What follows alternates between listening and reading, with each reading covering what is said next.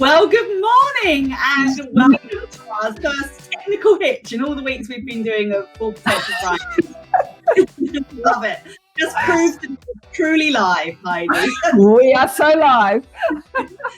My name is Nina Mapson for those of you that don't know me, and I am here with the very, very talented Heidi Denning. Welcome, Heidi. And we are here for Full Potential Friday, your Friday morning 10-minute shot of inspiration to bounce you into the weekend and to give you things to think about for your leadership journey. So today we're really excited. We're going to be talking about resilience and the fact that great leaders bounce forward, not back. And I know, Heidi, this is a subject you're very passionate about. Do you have a lot of thoughts on this subject, Heidi? I certainly do, Nina, and good morning to everybody who's watching. There's been a lot of chitter-chatter about this measurement of resilience, whether it's resilient people, resilient leaders, resilient organizations, being measured by their ability to bounce back. But I actually believe that we don't want to bounce back.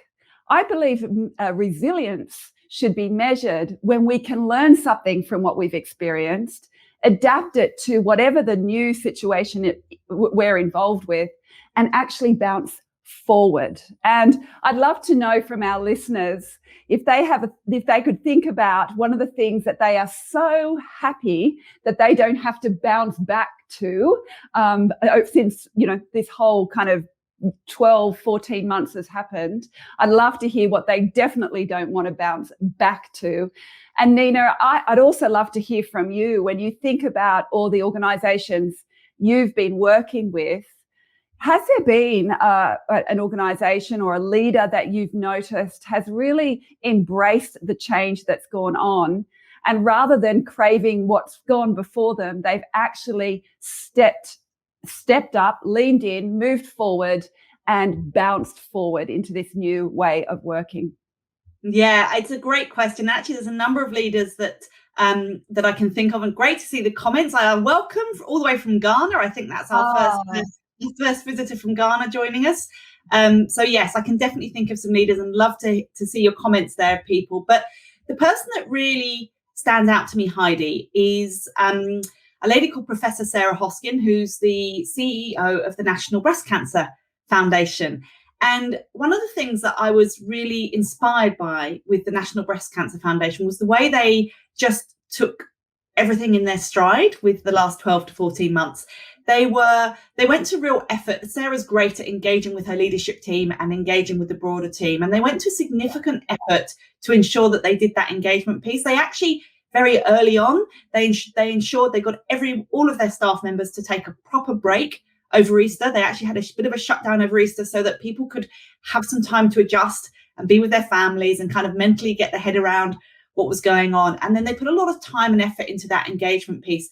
They were also one of the first organizations I saw to truly embrace flexible working with that hybrid model, with being back in the office, but also working from home. And they've really reaped the benefits of that. And I think that leadership and that kind of embracing of the change, well, I know it's impacted, because I know they've had the highest engagement scores that they've ever had as a result of the last 12 months, which is, really very impressive. And I also know that they've actually done a really good job of ensuring that the fundraising efforts for the National Breast Cancer Foundation weren't impacted by COVID. So they've done a great job of ensuring that side of things as well. So that's a really inspiring example for me, Heidi. Absolutely. What an incredible example, because, this is what we want, right? We want to be able to cope better and be more prepared and, look to the future rather than looking back to what was behind us. And I think that's a brilliant example of bouncing forward. Now, when we do our Full Potential program, training and development program, Nina, one of the modules is around this topic. And the formula for bounce is a 6-part formula. Love a good acronym. And we're going to talk about just 2 of those components today. And the first one is the B component, which stands for believe. And I think as leaders, all leaders have gone through tough stuff. And I think it's just reminding ourselves and believing in ourselves when we remember that we have done tough stuff before and we've got through. And sometimes we're in the middle of all the challenges and all the difficult things that we're experiencing. It's hard to remember and to believe in ourselves, to remember that we've gone through hard things before. Now, whether those hard things have been, that our industry has gone through a royal commission, or whether we've implemented a new CRM, or there's been massive change within our team, whatever it has been, it is remembering that we've been through that tough time beforehand and believing again that we will make it through. And I'd love to hear from our audience if they are remembering something that they've been through in the past. What did you learn that you probably at the time didn't think that you would learn something from it, but in fact, you actually did learn something. And Nina, while we've got those comments coming through, I'd love for you to think of an example of a time when something was really tough for you and you didn't know that you would learn something from it, but in fact, you have. Yes, I can think of a really good example. Tula's called out Gladys there. I'm assuming she means Gladys Berejiklian, and I would agree. Gladys and Dr. Chant, who's possibly the most sensible and straightforward woman ever. Yeah. Great example of people bouncing forward. For me, there was a time in my career actually where we were at the organisation I was in. We were involved in a merger, and as a result of that merger, my team doubled pretty much overnight. Went from 60 people to 120 people. So, wow. And anyone who's ever been through a merger would know the challenges that go with that. And there were lots of lessons, lots of people lessons, leadership lessons, all of that side of things. But I've always loved that side, so I embraced that side. The bit that was tough for me was that as a result of that, I inherited budgets that had been set by other people. And I knew from day one that those budgets were not going to be achievable. But I didn't speak up because I kind of assumed that people more senior than me were aware, or they knew what they were talking about and they wouldn't want to be challenged. And it was a really good lesson for me because I spent a whole year being held responsible for budget numbers that I didn't hit. I think it's the only time in my life when I haven't hit budget numbers, and I hated every minute of it because you wouldn't have coped with that, Nina, would you? I was not coping with it well at all, and I wasn't coping with being held responsible for it. But the thing that really frustrated me was that I was responsible for it because I didn't speak up. It was on me for not talking about that sooner. So It was a really tough year for me, but I learned that actually much better to have these conversations sooner. Budgets are just one example, but much better to get the problems out early and discuss the pros and cons. And it's one of the things that taught me actually, when you deal with something up front, it's going to be much less of an issue down the line. Oh, yeah. What a brilliant example. And again, we've got Francine here, pare away the overwhelm and break things right down into smaller achievable tasks. Thank you. That is so true. Take the time, though you feel time poor, to do the planning. It always pays off tenfold. You are so right, Francine. Thank you so much for your input there. And we'd love to hear again from anyone who thinks that they have learned something from a difficult situation, and now it means that they can believe in themselves more. The second part of the balance formula that we're going to talk about today is the E part, which is to experiment with the unknown, to try new things, be creative, innovate and adapt. And this is the thing. Once you start experimenting with experimenting, you gain this confidence because you know that, sometimes things work out and sometimes they don't. But that is okay, because you have had the courage to give it a shot. And when you know that you've given it a shot, if it doesn't work out, but you can continue to bounce forward, then you are more likely to try new things, take some thoughtful risks, try out new ideas, new projects, new business models, new marketing strategies, whatever it is that you need to do. You have this confidence to experiment. And it is an amazing mindset to get into when you don't fear failure, because you have the confidence to experiment.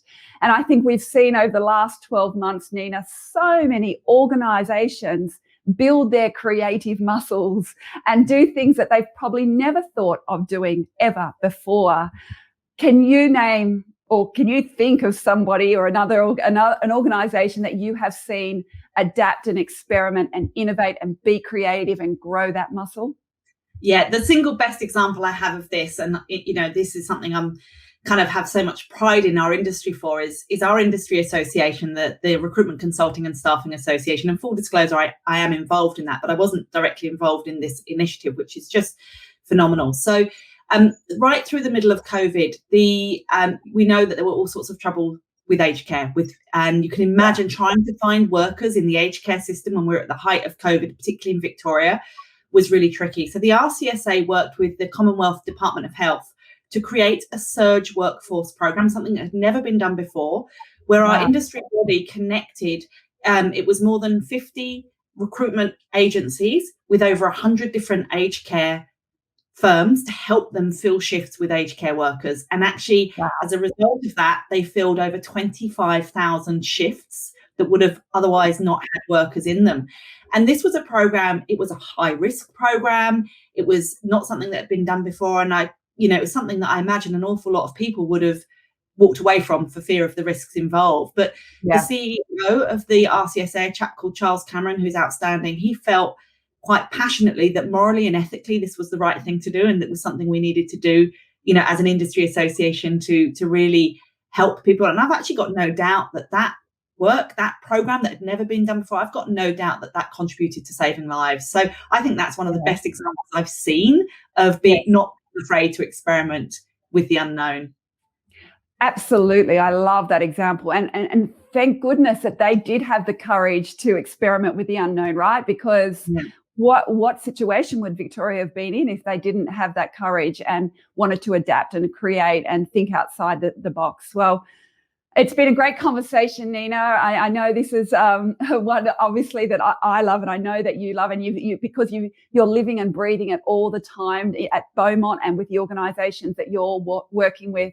Seeing you bounce forward as well has just been something that I've totally enjoyed watching over the last 12 months. I'm very proud of all of you on the Beaumont team. So thank you, everybody who is listening. We do look forward to seeing you in a fortnight. Nina, I know that the next fortnight topic is one that you really, really love. What tell us all about it. It is, Heidi, and I'd also quickly like to say right back at you on the bounce forward thing, because I have learned all my best resilient lessons from you.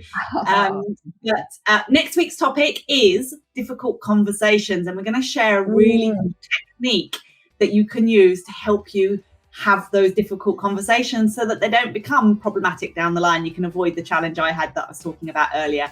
So thank you so much for joining us. It's been a pleasure as always, and we look forward to seeing you in a fortnight for the next Full Potential Friday. Bye, everyone.